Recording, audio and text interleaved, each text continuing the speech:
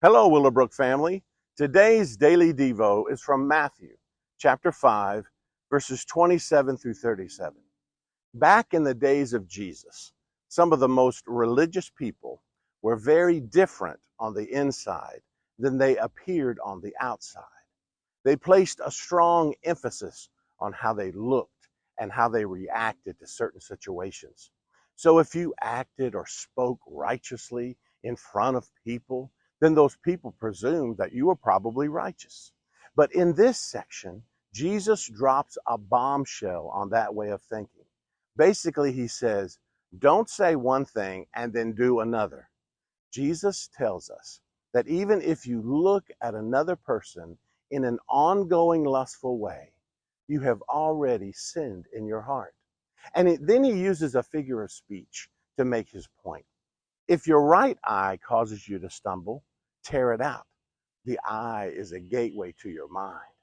And if your right hand causes you to stumble, cut it off. The hand are like things that you do and are associated with. Jesus does not mean this literally, but he stresses the point that one must be willing to sacrifice to be obedient. If part of our life is given over to a particular sin, we must be convinced that it is more profitable for that part of our life to be removed than it is for sin to condemn our whole life. Sin is like a cancer. It must be acknowledged and removed, or it will consume your whole body. And while Jesus was on that subject, he brings up divorce. Divorce is never pleasant, and it was not part of God's original plan for us. But I think most divorces happen because somewhere, some way along the line, one or both parties consistently said one thing but did another.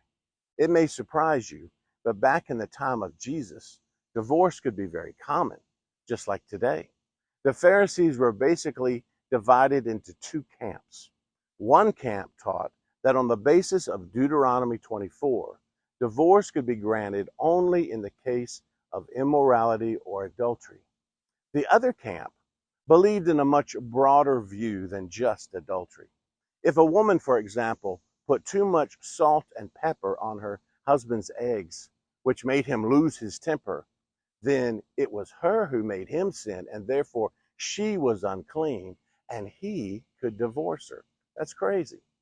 So divorce was something occurring for the most frivolous of reasons, saying one thing but doing another. But Jesus doesn't stop there. The rabbis in those days had developed elaborate ways of making promises. They taught that swearing by God's name was binding, but swearing by heaven and earth was not binding. Swearing toward Jerusalem was binding, but swearing by Jerusalem was not. It was kind of like promising something to someone, but you had your fingers crossed behind your back. So you don't have to abide by your promise. Well, it doesn't take too much imagination to see how this was used to take advantage of people by cheating them or misleading them. Jesus wanted nothing of this. And then in verse 37, he gives us a straightforward solution for us to follow that will really change our lives. Simply, it's let your yes be yes and your no, no. Anything short of that is deception. And we all know that Satan is the great deceiver. He loves it when we get this simple truth reversed. So when we are honest and secure in our relationship to God and others and even ourselves, we won't say one thing and then do another. Have a great day in the Lord, Willowbrook.